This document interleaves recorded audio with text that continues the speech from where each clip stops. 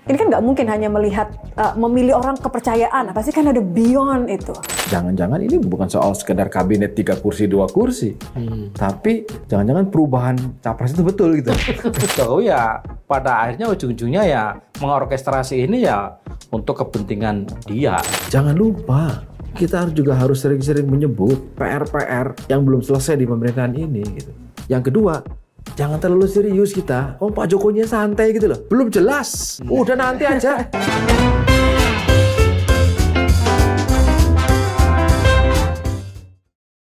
Ketemu lagi di Lanturan. Hari ini redaksi Lanturan. Kita menyebut redaksi boleh kan? Ya boleh. Boleh lah. Boleh dong. Ya, Emang paling- harusnya apa? Yang dikhawatirkan apa? Kan redaksinya redaksi Kompas TV. Kompas TV. Oh, Ini iya. kita mencoba memberanikan diri menyebut redaksi Lanturan untuk yang kedua kalinya. Mungkin Emang lanturan sebelumnya? gitu aja kali ya. Lanturan aja ya. Lanturan aja lah, nggak usah Oh, pakai lanturan redaksi. ya. Kalau redaksi kan serius, kalau lanturan itu kan kita iya, apa? oke, oke. Lanturan, Oh, melanturnya nggak pasti, jelas. relevannya mudah-mudahan. Mudah-mudahan. Ini Aku kira tuh, tanpa Mas. tamu, inilah inti dari Lanturan. Yang sebenarnya. 3 jurnalis dan tamunya adalah panganan makanan. Ada Ini macam-macam tadi nih, sudah- ada warna-warni, ada merah, ada hijau. Ini sudah aku wawancarai tadi, ya, Mas. hijau. Terbukti tadi. Iya. Terbukti tadi memang Paling dia enggak ada warna-warni gini lah ya kan. Ini kan mewakili partai yang pernah hijau. yang pernah ya. Kalau ini mungkin apa? Jadi Ini mau ngomongin rasa yang apa nih pernah Mas ada. Yogi kita Ya kali ini? sama kan dapat curhatan dari para politisi di partai politik gara-gara reshuffle kemarin. Entah benar atau tidak, fakta atau tidak, yang pasti media, hampir semua media nasional menyebut bahwa ini relawan dapat jatah gitu. Was it a surprise tuh? Maksudnya Iya. apakah itu kaget nggak? Gus Kim kaget nggak sejujur-jujurnya ya? Agak kaget sebenarnya. Aku nggak kaget Makanya saya bilang kan agak Mas. Kaget. karena nonton Budi Ari di sini di Lanturan Nah. waktu itu, jadi nggak kaget. Gini poinnya, kita ini ya, kita tukar-tukar pandangan ya. Kalau menurut saya dalam konteks hak prerogatif presiden, ya udah sih. Ini yang kelima sepanjang Jokowi. Nothing wrong. Ya nggak ada, nah, itu urusan presiden. Tanggung jawabnya ada di presiden. Bahwa kemudian kita mau mendiskusikan, mencoba memahami kemarahan tanda kutip dari partai politik.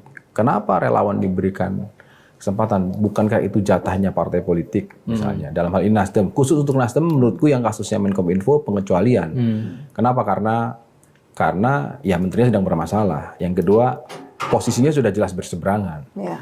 Ya kan paling tidak Sentimen. terucap ketika Pak Jokowi tidak Nasdem tidak diundang di dalam koalisi besar waktu itu. Di pertanyaan media, kok nggak ada Nasdem? Loh kan sudah Di sebelah. di sebelah. Ya, Artinya itu sudah menjelaskan posisi. Yang kedua, pilpres narasi-narasi ya, Nasdem konteksnya. juga sudah dengan mengatakan perubahan, itu sudah dalam posisi oke, saya akan menjadi kelompok pengoreksi atau kelompok oposisi. Gitu sih kalau menurut Kim. Ya, sebenarnya kan yang bikin agak kaget itu adalah banyak message sebenarnya ya. Menurutku apa yang dilakukan oleh Jokowi dengan tanpa menegasikan yang lain gitu ya, si wamen-wamen ini dengan cara Jokowi memilih Budi Ari untuk menjadi Menkominfo menggantikan Plate yang hari ini sedang menghadapi proses hukum adalah sebenarnya apa pesan yang ingin disampaikan Jokowi? Aku lebih melihat itunya sebenarnya. Satu, dia relawan. Kedua, relawan yang hari ini cenderung misalnya mendukung Prabowo. Terus ketiga adalah orang yang kabarnya agak tidak diterima misalnya di alma mater partainya gitu ya, di PDIP. Dan yang ketiga ini adalah posisi yang sebelumnya diisi oleh kader Partai Nasdem. Nah, dan ini dilakukan menurut saya yang lebih menarik lagi sehari setelah Nasdem bikin apel siaga di Gelora Gelora Bung Karno. Saya lebih melihat apa sebenarnya pesan yang ingin disampaikan Jokowi, entah ke PDI, entah ke Nasdem, entah ke Prabowo atau ke siapapun lah. Mungkin dia lebih tahu karena adik kelasnya di kampus Iya, ini Budi susah. Ari.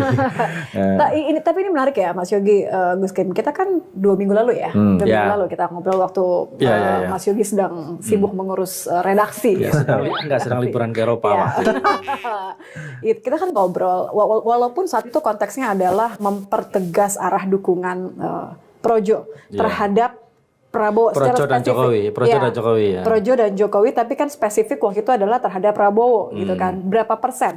Yang tadi tebak-tebakannya tuh cuma 50-40. Ternyata? Kan sudah jelas 60. Bahkan kita di akhir pertanyaan kuncinya adalah exit plan-nya seperti apa? Bahwa ada kebutuhan untuk memikirkan exit plan. Aku justru malah setuju sama Gus Kim. Pesan ini seakan-akan tidak hanya memberikan pesan untuk partai yang tidak dan lagi satu sisi. Kebiasaan Pak Jokowi kan selalu dalam aktivitas politik selalu memberikan ngirim kode. mengirim pesan, ngirim kode kan. Ini dengan ke siapa gitu ya. Kalau Mas Gus sendiri melihatnya seperti apa? Kira-kira pesan yang ingin disampaikan Jokowi dengan memilih Budi Ari yang notabene adalah relawan gitu ya, Ketua Umum Projo yang sebenarnya hari ini juga udah punya posisi ya sebagai wakil menteri, bukan posisi aja juga sebenarnya, tapi tiba-tiba dia ditarik untuk menjadi posisi di Menkominfo seperti itu. Walaupun memang sebelumnya sudah jadi wamen ya, artinya bukan hal yang baru di ranah kementerian. Kalau saya pertama lagi-lagi supaya tidak ikut ke bawah tensinya tinggi, artinya saya melihatnya ya normatif aja. Ini memang ya urusan presiden lah. Artinya kalau konteks cawe-cawe dalam pilpres itu rame, kalau sekarang ya presiden harus cawe-cawe karena emang tanggung jawab dia. Artinya kabinet ini sampai akhir kan urusan dia. Kalau orang bahasa kerennya prerogatif presiden kan. Jadi berhenti di kebutuhan kabinet gitu. Itu satu, Mas? iya. Kenapa? Karena ya itu kan program dia, artinya memberikan layanan digital ke wilayah terluar dan sebagainya. Itu kan proyek yang sebenarnya sedang bermasalah. Itu salah satu program lah. Iya, artinya dan harus diselesaikan. Ya, kemudian itu yang pesan pertama ketika setelah pelantikan di Istana Negara. Tapi yang berikutnya juga memang saya tergoda karena apa? Karena selain acara apel siaga Nasdem di GBK itu sorenya kalau nggak salah ada pertemuan kan di Istana Bogor kalau nggak salah. Ada Prabowo, ada Pak Jokowi, sama ada Erick Thohir. Itu untuk kesekian kalinya dipertontonkan. Dan itu kan cara-cara Pak Jokowi yang umum gitu. Dengan Pak SBY datang minum teh dipertontonkan, minum teh. It's another message gitu ya. Iya. Jadi memang betul kalau memang pesan. Tetapi di awal dalam konteks kabinet aku mengatakan bahwa mau dilihat dari sudut pandang apapun itu urusan presiden. Ya sudah presiden bertanggung jawab. Dia tahu resikonya. Mau Budi Ari kayak mau Budi yang lain. Maksudnya itu ya itu urusan dia. Ada kemudian Budi Ari. Jadi ketemu jadi menteri itu minimal Iya, mau Budi Ari atau Budi yang lain itu urusan dia. Nah, bahwa kemudian ada orang kepercayaan, jelas lah. Budi Ari orang kepercayaan. Kita kalau lihat track record perjalanannya orang kepercayaan Jokowi maksudnya.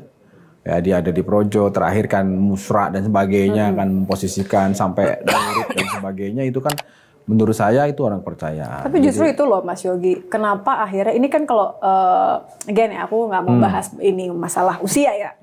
Cuma kan kalau melihat kok jadi tegang.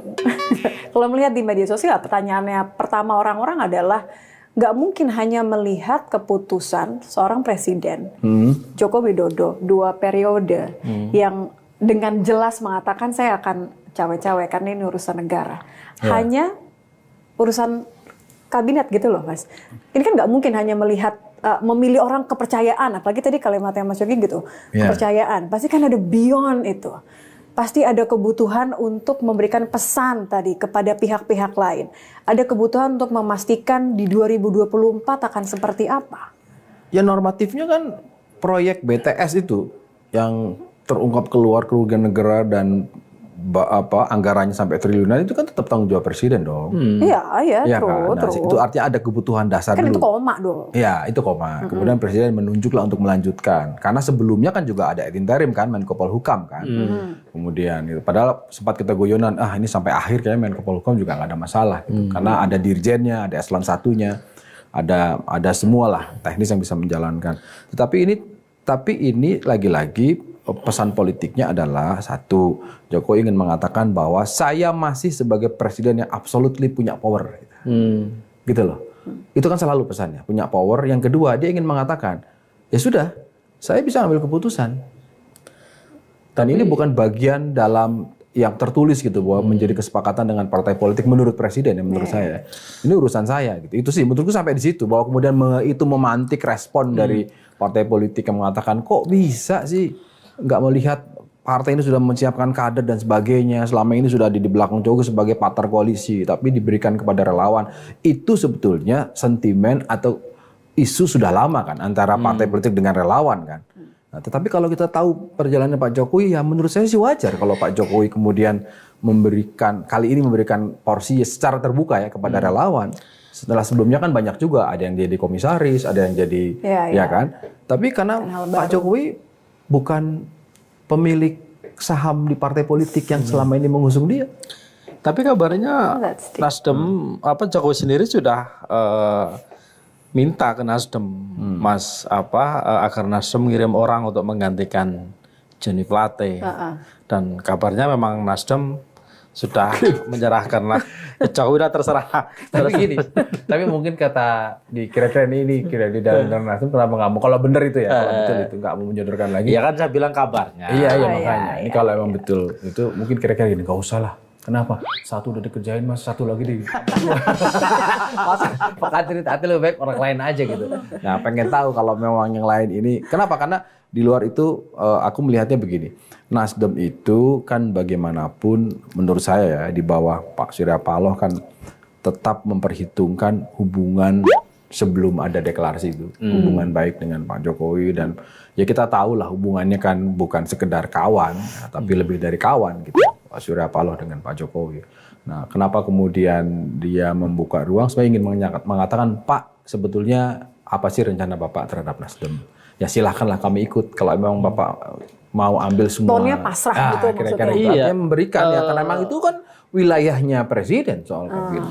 Iya dan fatsunnya gitu ya, lazimnya kalau presiden akan mengganti menteri misalnya atau mengisi pos menteri yang sebelumnya diisi oleh partai politik, itu sebenarnya Jokowi akan mengundang ketua umum partainya untuk diskusi, untuk ngobrol, apapun itu ya, apakah sekedar memberitahu ataukah sharing misalnya, ataukah mungkin minta persetujuan gitu loh. Biasanya kan itu dilakukan. Baru proses reshuffle dilakukan. Jangan-jangan sudah Kim, cuma kita nggak tahu aja. Kasus ini reshuffle dulu, baru Surya Paloh ketemu sama Jokowi. Gimana itu? Kalau Mas Yogi melihatnya? Menurutku ya, kalau betul pertemuan Pak Jokowi dengan Pak Surya Paloh itu menurutku konteksnya lebih dari sekedar urusan menteri. Kalau mau mencoba membayangkan gitu maksudnya Mas Yogi. Bayangku sahabat lama yang sempat renggang, kemudian ketemu diupayakan dan sampai akhirnya ketemu kan kemarin gitu kan, dan aku baru dengar suaranya aja bener atau enggak gitu. Tapi lebih dari sekedar urusan menteri deh. Tapi bukan ada hal yang lebih. Kenapa? Ingat nggak statement terakhir Pak Jokowi mengatakan bahwa koalisi dan bacawa pres masih belum jelas. Itu baru 2 hari lalu. Yang jangan ditarik sana, tarik sini. Gitu. Artinya Pak Jokowi mungkin masih ya sudah kalau Nasdem masih punya agenda yang mungkin sejalan dengan saya, oke kita jalan bareng. Rujuk. Dan yang lebih menarik itu dilakukan pelantikan ya. Sehari setelah Nasdem unjuk kekuatan lah. Kalau kita bicara dalam konteks politik kan kita semua nggak ada yang kebetulan kan gitu loh. Apa ya misalnya yang kawan-kawan baca misalnya Nitya atau Mas Yogi gitu loh. Ya kalau aku sih melihatnya begini ya, jangan-jangan udah dijadwalkan dari jauh-jauh hari. Karena gini, kalau itu dibuat mendadak ya, contoh ya. Yang mana nih yang mendadak? Bukan Rabu Pon lah ya. Nah, itu pecah tuh. Pertama kali ini Rabu Pon tuh udah hangus itu, udah gugur. Gini, ada satu dubes yang dilantik saat itu, ya kan? Dan dubes Korsel, Pak Gandhi Sulis itu. Ya kan mungkin kalau tiba-tiba baru perencanaannya, oke hari Minggu, kemudian dibikin hari Senin.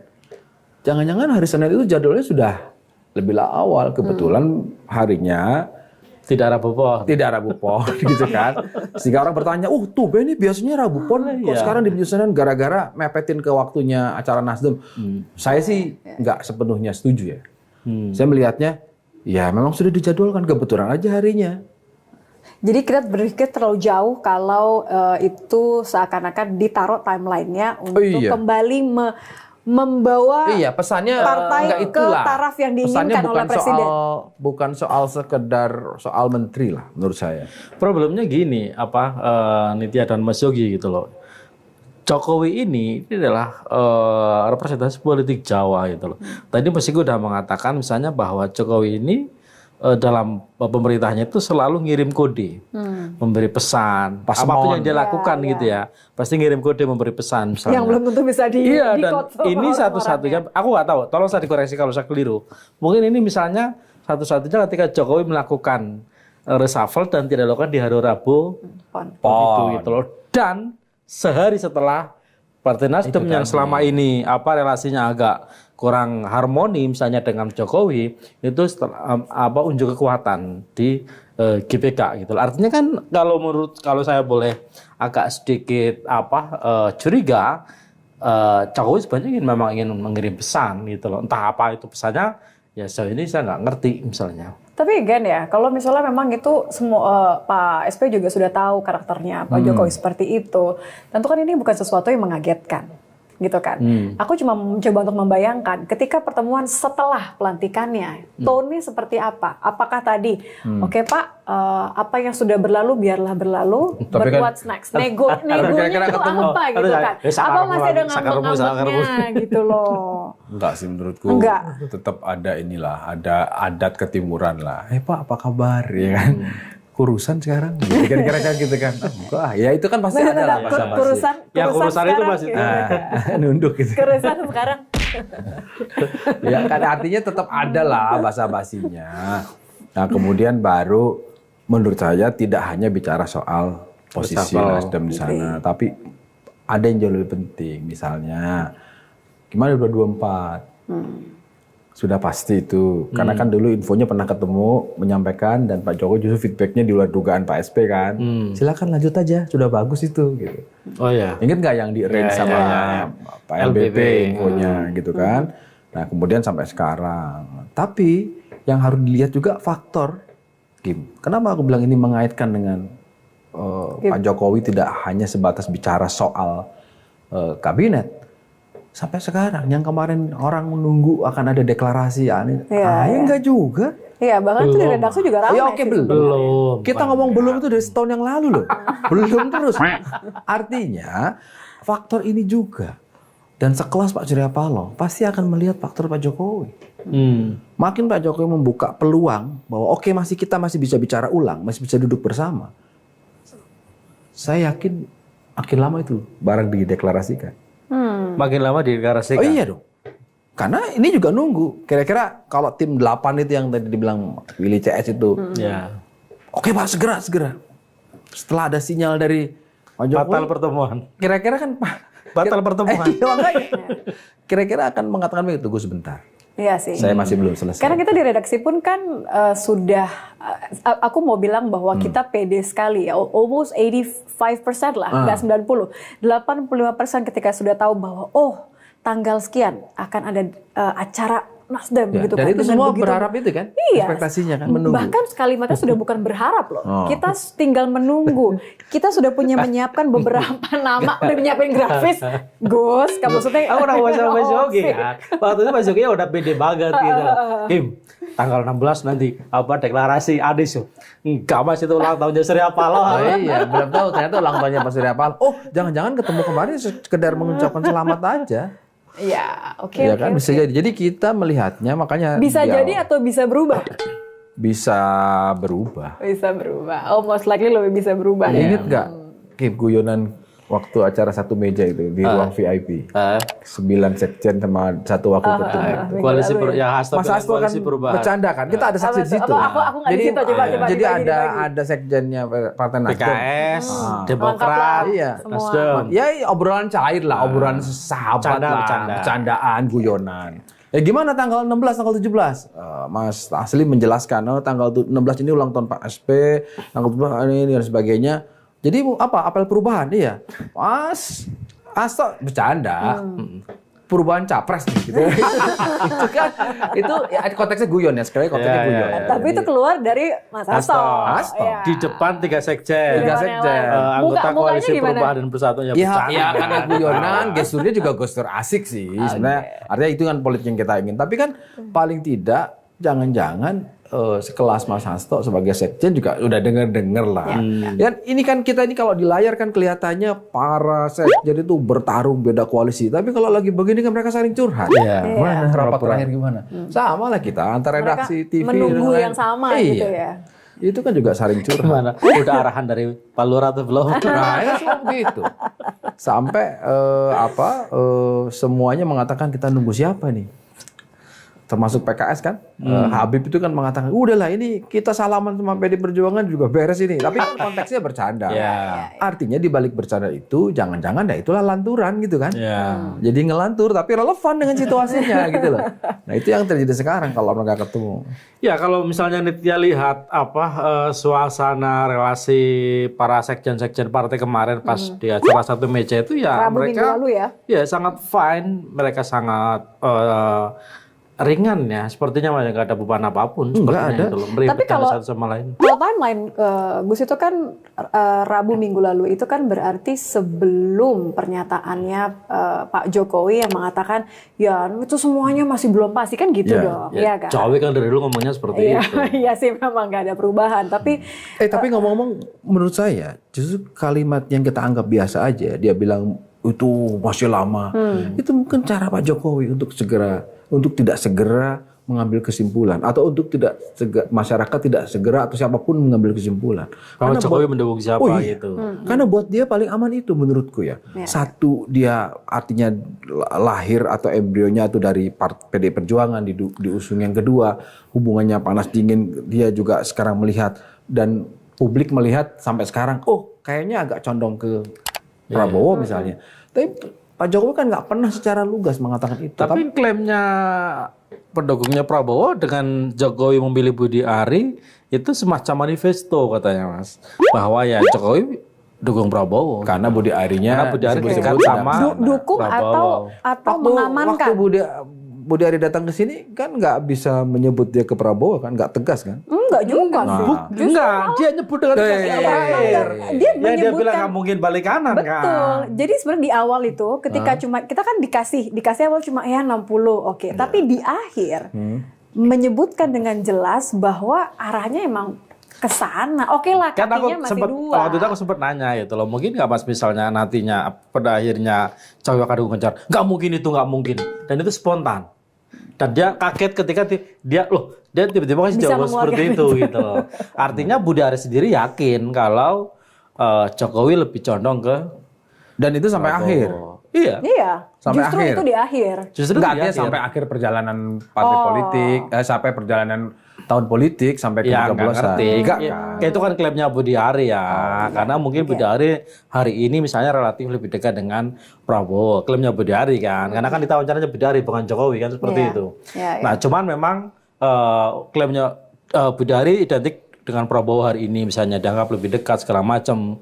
Terus Budi Ari juga dianggap agak berjarak misalnya dengan PDI meskipun dulu dia berangkat dari sana gitu ya.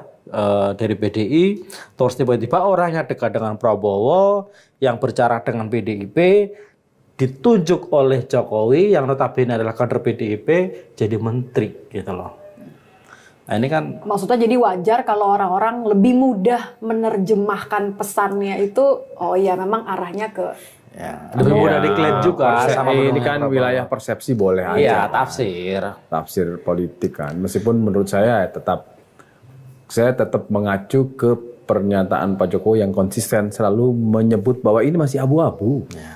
Ini masih belum jelas. Terakhir kan ngomong begitu kan? Iya, iya, iya. Tapi apa Mas Jokowi sendiri yakin bahwa akan ada satu kondisi di mana Jokowi akan declare bahwa dia akan dukung siapa? Enggak akan. Nggak akan. Tidak kan? akan. Lah iya. Artinya Tidak dukungan akan. dia tidak akan akan. disampaikan lewat lisan kan. Iya, nggak Tapi mungkin. mungkin akan lebih banyak lewat gestur, Iya. lewat pelesir kan Karena seperti itu. contoh hari apa ya yang akan ada lari Gibran dengan Minggu depan katanya. minggu depan kan di Bogor. Gibran dengan Mas Ganjar. Itu kan itu nggak mungkin tanpa sepengetahuan Pak Jokowi gitu. Betul. Artinya ya sudah. Pembiaran juga adalah bahasa Iya. dari Pak Kadang-kadang kan kita itu ada terbawa emosi karena memang larut emosi kita karena ada posisi ini kepentingan partai A dan B dan C gitu. Tapi kalau kalian gini jangan-jangan Pak Jokowi ingin memberikan pembelajaran politik. Santai aja lah. Relax aja. Ketemu sama ini hari ini, ketemu sama ini hari ini, tenang aja. Ujung-ujung yang penting orang saya yang jadi kan kira-kira gitu kan. Kalau Pak Jokowi kan gitu. Ya, itu benar. Iya kan? Kenapa? Karena ada kebutuhan itu tadi, keberlangsungan lah. Kalau yang bahasanya Pak Jokowi kan harus menjaga lompatan besar giant leap itu loh. Momentum 13 tahun harus terjaga sehingga siapapun pemimpin 2024 itu harus betul-betul bisa merumuskan, menerjemahkan rencana jangka panjang ya kan dari mulai mobil listrik dan sebagainya. Kira-kira termasuk IKN gitu. Nah, itu menurut saya Pak Jokowi sih itu tujuan utamanya gitu. Ya, lagi legacy berarti ya. Iya, yang kedua dia tidak mau bahwa politik ini lagi-lagi benturannya selalu keras gitu. Dengan begini kan rileks. Pak Prabowo misalnya yang kita lihat di 2 pemilu terakhir kan keras keblok meja hampir semua ya. Sekarang kan rileks dia. Ketemu siapa, santai. Bahkan pemilihan diksinya di acara terakhir yang ketika semua baca pres hadir juga. Di Apeksi ya? Nah, kan semuanya juga kan relax. I was a bit surprised sih sebenarnya dengan menurutku itu mudah-mudahan akan berdampak lah ke grassroots gitu. Iya berdampak, elektabilitasnya makin tinggi. Elektabilitasnya makin naik. Ya itu nggak tahu kepada siapa. Artinya nggak hanya ke Prabowo, artinya ke semua. Gitu. Hanya faktornya kan yang sekarang kemudian kita ingin penasaran adalah ini Anies AHY yang disebut-sebut sudah selesai kan secara syarat suara sudah cukup, kok nggak dideklarasiin gitu loh. Nah kemudian tadi itu aku bilang bahwa jangan-jangan ini bukan soal faktor yang kemarin Pak Jokowi ketemu sama SP itu bukan soal sekedar kabinet 3 kursi 2 kursi, tapi ayo kita ngobrol lagi. Dan itu dilihat oleh Pak Surya Paloh. Jangan-jangan Pak Jokowi buka pintu. Nah kalau begitu kan jadi seru. Jangan-jangan perubahan capres itu betul gitu. Kan artinya benar kan? Tiba-tiba jadi ada opsi. Karena kan yang kita dengar kan Kim, ada opsi. Kalau nggak capres, nggak cawapres jadi Tapi aku justru penasaran, kenapa Mas Yogi justru malah lebih drawn into the idea of capresnya yang berubah. Karena kan yang belum ada beredar ya, kan karena semua ini kan problemnya itu nih. Kalau kita lihat ke belakang, memburuknya hubungan antara Jokowi dengan SB kan juga berawal dari capres. Berarti ada obrolan nego untuk memperbaiki hubungan lewat penggantian capres. Kemungkinan itu kan asumsi. Tidak bisa dijawab sekarang. Ini asumsi. Karena ya itu tadi ada rumor skenario ya kalau misalnya Anies ini gak jadi capres, jadi cawapres, ya kalau enggak jelek-jeleknya ya gubernur DKI lagi gitu. Itu tetap di perahunya Nasdem gitu loh. Tapi kan kalau Pak Prabowo ada yang lebih kejam lagi Mas. Suruh jadi jurkam Nasdem gitu. Itu Zulfan Lindan ya. Iya. Ya bisa jadi. Nah itu satu. Yang kedua yang kita harus lihat ini kan begini. Jangan lupa nih. Ini sorotan kita juga ya. Jangan lupa ya sisa pemerintahan Pak Jokowi ini kan juga harus betul-betul tuntas. Dan banyak loh PR. Target perumahan. Terus kemudian ya penyelesaian IKN itu kan seringkali jadi simbol. Hanya itu urusannya. Padahal yang lain banyak. Dan itu diakui oleh Pak Jokowi kan. Bahwa ini bagian dari komitmen dan janji kampanye Pak Jokowi.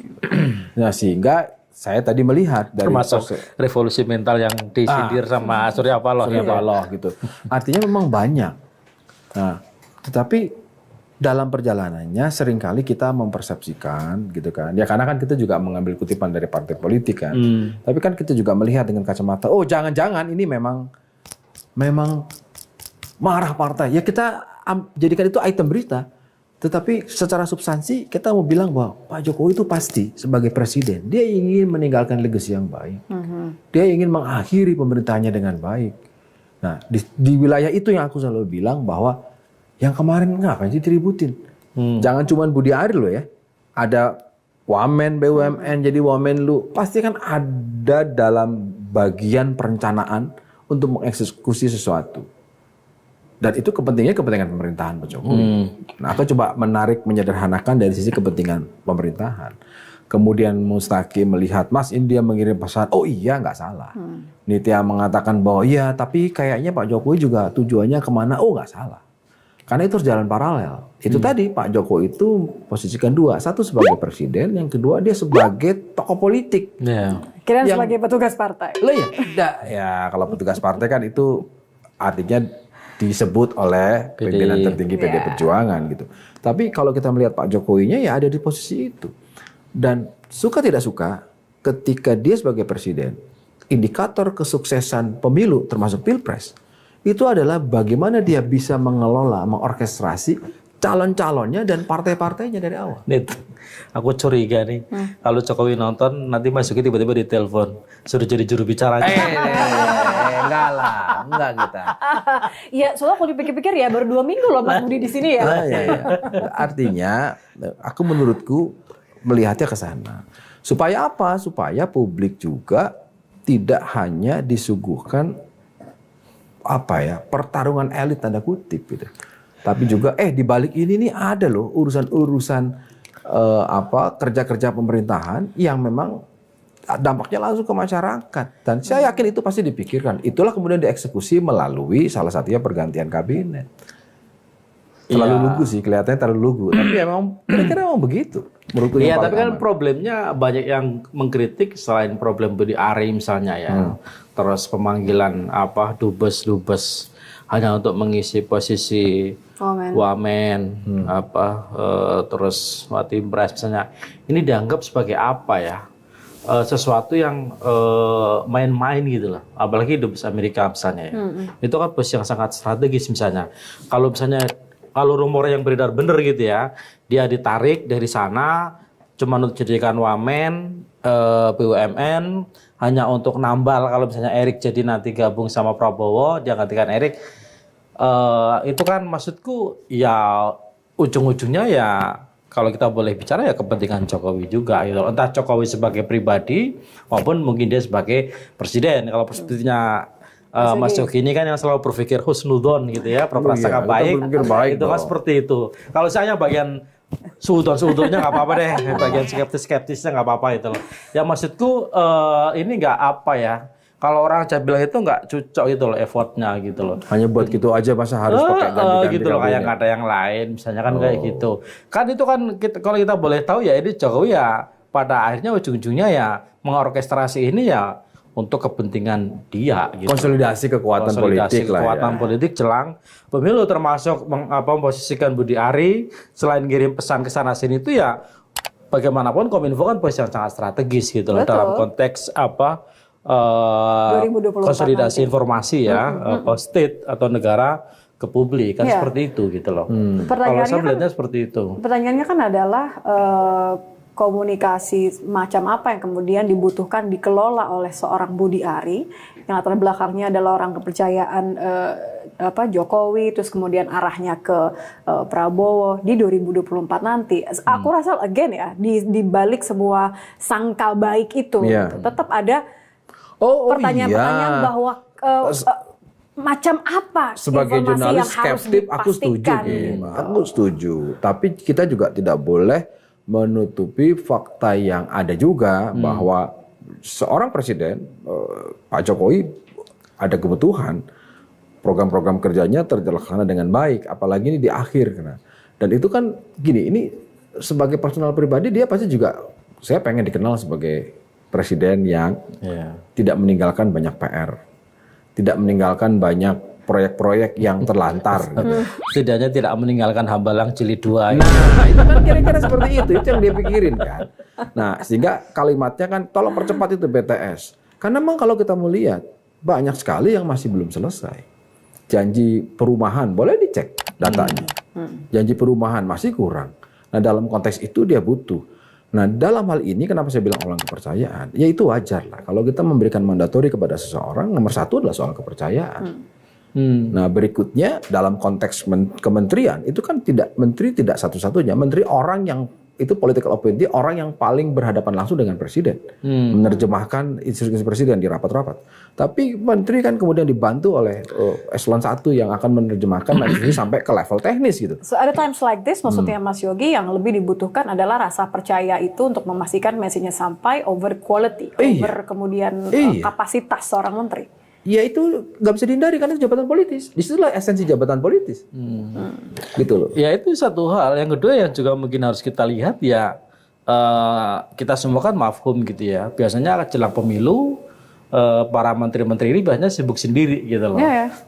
Terkait dengan kepentingan partainya, misalnya dibanding misalnya untuk kepentingan dalam konteks ini adalah kinerja jabatannya. Dan ya yang salah satu yang mungkin bisa aku lihat atau saya lihat ya Jokowi ini memastikan bahwa semua menterinya ini jelang pemilu itu under control. Iya, udah mulai husnuzon.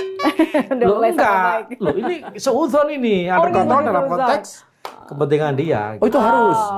Bahwa Oke. kemudian seorang presiden harus bisa mengkonsolidasikan kekuatan di internal itu penting. Karena bagaimanapun ya harus dijaga, dipegang semua tuh posisi-posisi kan. Kominfo ya kalau kita ngikutin terminologinya Gus Nakim kan kalau mau main kayunya kan dia mengelola banyak sekali media termasuk kita gitu ya kan lewat izin dan sebagainya. Nah, bukan kementerian biasa. Bisa saja. Tapi kan itu item yang bisa kita kontrol bareng-bareng gitu. Ada asosiasi, ada di DPR kita berharap juga sama.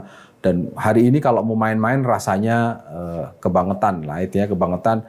Kalau memang benar-benar langsung secara kasar dan sebagainya, pasti akan ada resistensi. Nah, hanya dalam konteks pesan, aku mengatakan bahwa ya benar, itu memang gaya Pak Jokowi kan. Ingat nggak ketika DPR lagi manggil pelawak komedian di istana, nggak pernah terucap. Tetapi saya yakin juga karena perjalanan politik Pak Jokowi itu selalu lewat PDI Perjuangan. Kalau konteksnya sampai sekarang, kubu Prabowo dan Pak Ganjar dibenturkan, atau lebih jauh lagi Ibu Mega dengan Pak Jokowi itu dibenturkan, rasanya saya belum sepakat. Kenapa? Ini masih panjang. Terbukti ini kalau dalam konteks konsolidasi kekuatan suara opinion publik, sekarang Pak Jokowi tinggal ngomong kan, oke, rasanya saya akan ke sini begini, tapi silakan. Itu nggak muncul juga, selalu diposisikan abu-abu. Ketika ditanya wartawan, belum jelas. Ini jangan ditarik-tarik ini, belum jelas. Ada momentum apa dimunculkan? Pertemuan Pak Erick Thohir sekarang beberapa kali ketemu bertiga, sudah langsung publik persepsinya calon wapres nih. Agaknya arah ke sana. Bisa jadi betul. Tetapi kalau ditanya kesimpulan secara formatif, belum bisa. Paling tidak sampai dengan pendaftaran di KPU tanggal. Nah itu yang kemudian kita juga harus lihat. Nah di balik itu menurutku nih Kim, Nitya, publik itu juga harus diberikan pemahaman-pemahaman yang lain. Selama ini kan kita memberikan penjelasan soal bagaimana pola tingkahnya elit kemudian bertemu, tarik sana dan sebagainya. Tapi ada persoalan-persoalan PPDB, ada persoalan-persoalan kemiskinan, ya kan? Ada persoalan-persoalan kesehatan yang impactful ke rakyat. Pertanyaan saya Mas Yogi, mungkin nggak Jokowi dan SP ini rujuk kembali islah misalnya, dan kira-kira kalau islah kira-kira bagaimana nasib capresan Anies Baswedan ini? Tadi. Iya, kalau yang kita dengar kan memang Pak Jokowi nggak mau itu banget. Itulah. Ya, nggak mau yang satu itu kan. Nah, jangan-jangan maunya. Tapi kalau sejarahnya, kalau Anies sebagai cawapres itu sebenarnya sudah pernah disampaikan oleh Pak SP. Iya, ke Pak Jokowi, dan Pak Jokowi tidak merespon. Tidak mengatakan tapi nanti kita bicara lagi. Nah, kemudian tapi itu kan gayanya Pak Jokowi sekali dengan bilang kita nanti bicarakan lagi. Ya itu bahasa itu ini si kultur Jawa sih. Tidak pernah lugas mengatakan ketika tidak mengatakan iya atau mengatakan nanti itu sebenarnya mengatakan tidak. Gitu kan. Problemnya ini laki-laki nih. Kalau perempuan kalau di Jawa diam berarti dianggap iya. Ini problemnya laki-laki itu. Jadi kita nggak bisa menilai kalau ketika dia diam itu suara hatinya itu seperti apa sebenarnya. Cuman kan ada konstelasi yang berubah, Mas. Kalau dulu kan kita menganggap Jokowi ini ketika SP menawarkan ya komposisi Anies Ganjar atau Ganjar Anies, itu kan ketika kita melihat memang saat itu publik juga menilai Jokowi ini memang ingin endorse Ganjar. Satu ya gitu loh, apalagi di beberapa kesempatan yang aku ingat sih yang pertama adalah di acaranya Projo ya, Rakernas Projo di Magelang misalnya. Tapi kan belakangan kan konstelasinya berubah misalnya bergeser gitu ya.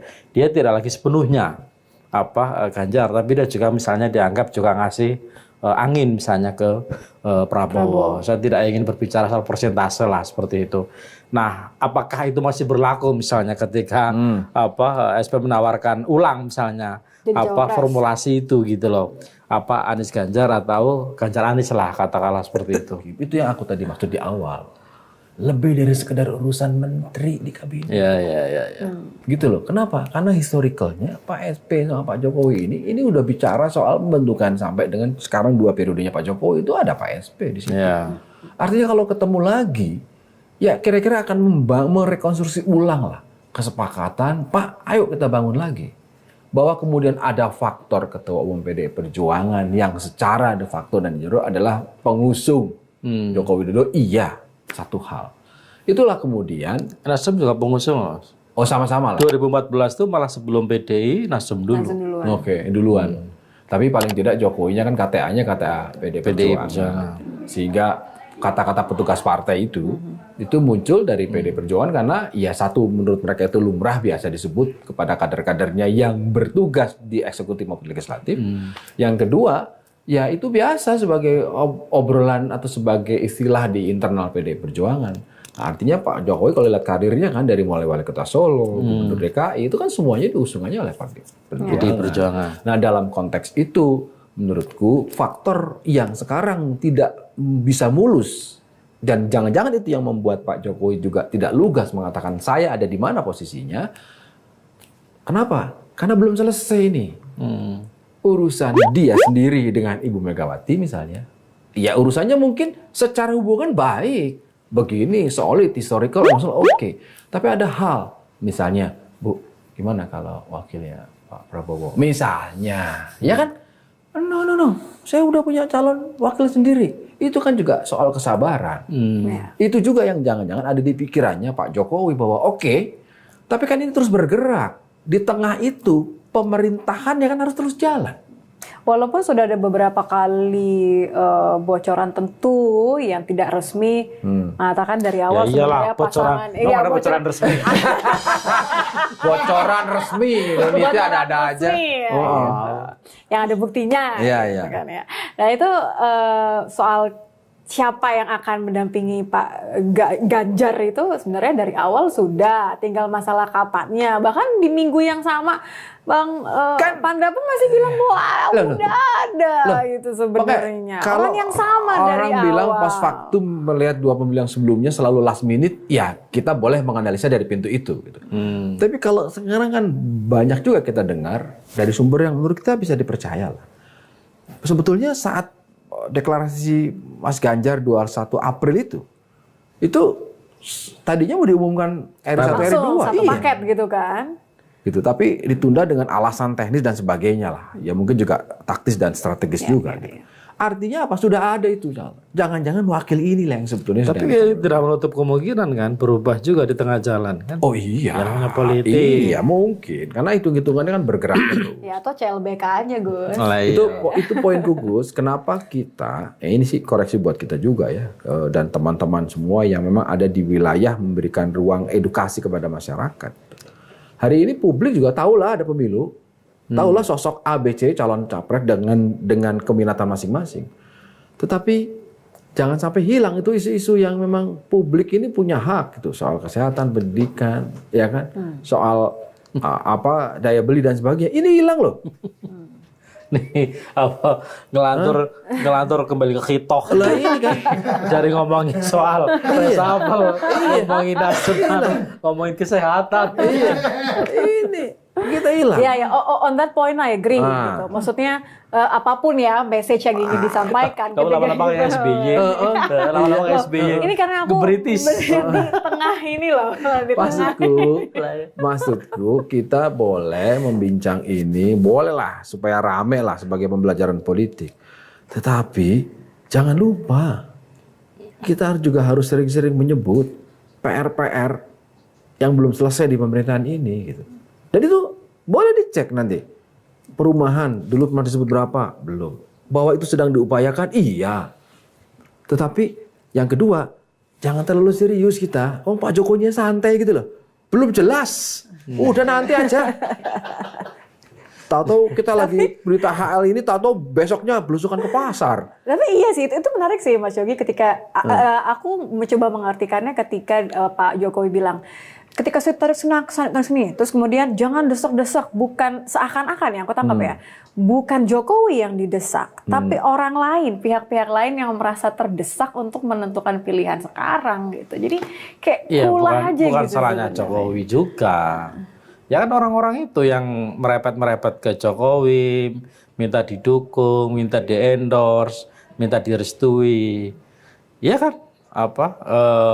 Kita nggak bisa menyalahkan Jokowi juga itu loh. Dan menurut saya sepakat dengan Mas Yogi bahwa ya kecil kemungkinan Jokowi halus ya, maksudnya halus. Kecil kemungkinan bahwa Jokowi akan menyampaikan secara terbuka dia akan mengendorse siapa, mendukung siapa. Makanya itu yang bisa kita lihat adalah kode yang dia kirim. Nah, kodenya apa nih misalnya? Gestur yang dia tunjukkan ke publik misalnya. Ya itu yang bisa kita baca hari ini. Dan itu pun multitafsir kan. Iya. Artinya kita menyimpulkan, karena sering bertemu dengan Pak Prabowo berarti ke Prabowo. Itu. Padahal dia lebih sering ketemu. Ada lagi yang lebih sering ketemu sama Jokowi sebenarnya selain Prabowo. Siapa? Bu Iriana. Wah, ya, sampai di sini. Enggak, artinya Kaisang, Gibran itu lari sama Ganjar. Di podcastnya ada. Artinya kan kalau ditafsirkan, dukung sana, ya boleh aja disimpulkan. Sementara Pak Jokowi begitu dikonfirmasi oleh media, belum jelas. Nah kata belum jelas ini yang membawa aku bilang kita udahlah. Ini bulan apa? Juli, Agustus, September, Oktober, November, Desember, Januari, Februari. 8 bulan lagi. 8 bulan itu masih banyak kemungkinan. Ya kan? Jangan-jangan ya... Artinya ini kan udah jangan duga lagi kotak. Iya duga lagi ya. Iya kita akhirnya sebelum kita masuk dan mendalami soal. Ketemu lagi di Lanturan minggu depan. Terima kasih.